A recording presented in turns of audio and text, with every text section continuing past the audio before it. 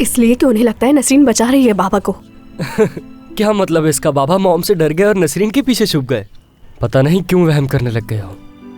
हम वहम क्यों करेंगे इस तरह? नसरीन की कोई भी चीज बाबा की गाड़ी में कैसे आ सकती है, और वो भी कोई कीमती चीज।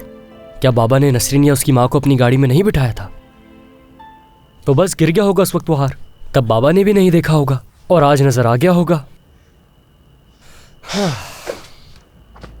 तूबा, बाबा एक इंतहाई नफीस इंसान है और तुम्हें ये बात मालूम है। उन्हें इतनी जल्दी गुस्सा भी नहीं आता, लेकिन जब आ जाए तो फिर सब जानते हैं। कोई भी बर्दाश्त नहीं कर सकता कि उन पर इल्जाम लग जाए, और बाबा तो खास तौर पे नहीं।